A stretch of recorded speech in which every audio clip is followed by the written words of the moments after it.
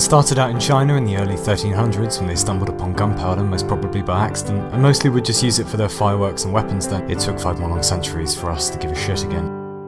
A little later, Isaac Newton worked out how the planets stay in orbit around the sun and how the galaxies all got that way. Maybe we can use the stuff for getting to the moon one day.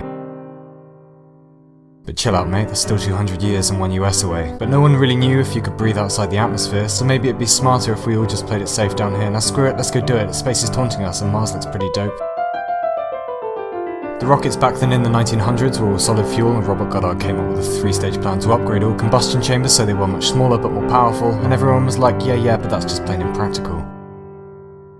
It wasn't, because that kick-started a turning point in rocketry, so now the world's at war and we're all after new technology, and lots of this is being used most notably by Germany to land people in London in the graveyard and infirmary. But World War II is over now and everybody's eager to snap up the German scientists who pioneered the first V2, especially America, who wanted to get humans into space. By then most rockets ran on liquid fuel, which brought the bonus of more complex thrust adjustment and mass ratio, or lack thereof. America adopted these improvements then largely because Russia's getting pushy with their star nerd Sergei Korolev. He gives the Soviets a rocket modelled on the Reich's V2, then spends some time in prison where he masterminds a program to get people into orbit, but first animals make their debut. Woof woofski, Comrade Laika, cheers to you and vuzi dobrova. The US meanwhile is trying to beat them, sending humans into space. Whoever wins will celebrate with Bill Borscht in any case, and NASA's doing pretty good with von Braun helping out with German smarts. But right about then, Russia's time for rocketry is finally here. In 1961, Yuri Gagarin left the atmosphere and returned to Earth as someone future astronauts would soon revere. Too bad he died soon after in a jet crash. Izvinitia! America was soon to follow after with their own attempts, and Alan Shepard flew in Freedom 7 free of accident, though Russia watched with vodka smokes and no doubt lashings of contempt. And now it's the US's turn for spacey tries at brave preempts. Hey, what's that big enormous white thing floating in the sky at night? Let's go see if that cures our frightful scientific appetite. Hey JFK, stop riding around in open motorcades, or Jesus Christ!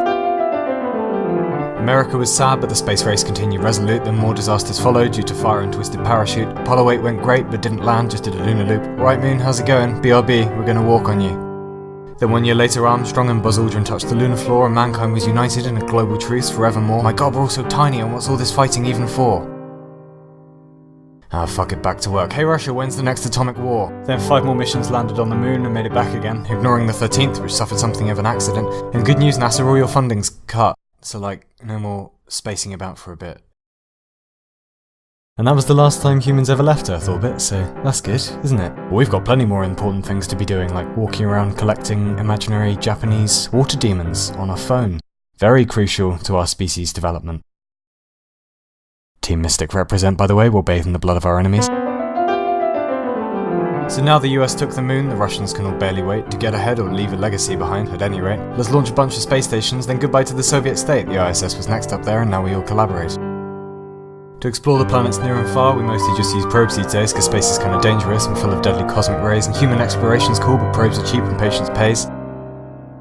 And Juno's now at Jupiter, but Mars gets all the Twitter praise. Well, hopefully we'll colonize the solar system sometime soon and take ourselves a crater or a hovel on a Martian moon. Let's pray we just stay cool, because Total Recall didn't look much fun at all.